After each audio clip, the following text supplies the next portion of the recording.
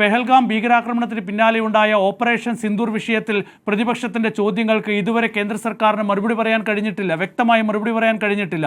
അബ് കി bar Trump സർക്കാർ എന്ന് പ്രഖ്യാപിച്ച നരേന്ദ്രമോദിക്ക് ഇപ്പോൾ നരേന്ദ്രമോദിയും ട്രംപും തമ്മിലുള്ള ബന്ധം ആടിയുലഞ്ഞു നിൽക്കുകയാണ്. അപ്പോൾ ഇതാണ് സാഹചര്യം. പ്രതിപക്ഷത്തിന് മുന്നിൽ മറുപടി പറയാൻ കഴിയാത്ത ഒരു സർക്കാരായി നിൽക്കുന്നു. അപ്പോൾ പ്രതിപക്ഷം ആ നിലയിൽ കൂടുതൽ കരുത്താർജിക്കുകയാണ്. ഒരുപാട് ചോദ്യങ്ങൾ ചോദിക്കുന്ന പ്രതിപക്ഷമായി മാറുന്നു. അതിന് മറുപടി പറയാൻ കഴിയാത്ത സർക്കാരായി ഇപ്പോൾ പല ഘട്ടങ്ങളിലും ഒഴിഞ്ഞു മാറുന്ന ഒരു സാഹചര്യമാണ് പ്രധാനമന്ത്രിയായാലും ആഭ്യന്തരമന്ത്രിയായാലും ഒക്കെ തന്നെ മുന്നോട്ട് പോകുന്നത്.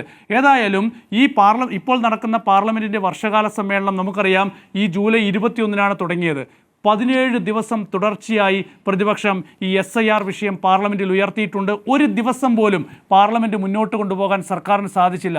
പ്രതിപക്ഷം ഇല്ലാതെയൊക്കെ തന്നെ ബില്ലുകൾ പാസ്സാക്കുന്നുണ്ട്. പക്ഷേ വളരെ ശക്തമായി തന്നെ പ്രതിപക്ഷം ഒറ്റക്കെട്ടായി നിന്നുകൊണ്ട് സർക്കാരിനെ പ്രതിരോധത്തിലാക്കി ഈ പാർലമെൻറ്റ് സമ്മേളനത്തിൽ മുഴുവൻ. അങ്ങനെ നമ്മൾ ഈ കഴിഞ്ഞ 6 മാസത്തിനിടയിലെ ഒരു കാലഘട്ടം എടുത്ത് പരിശോധിച്ചാൽ നമുക്കറിയാം പ്രതിപക്ഷം ഏറ്റവും ശക്തമായി മുന്നോട്ട് പോകുന്ന ഒരു കാലഘട്ടത്തിലേക്ക് കാര്യങ്ങൾ വരികയാണ്.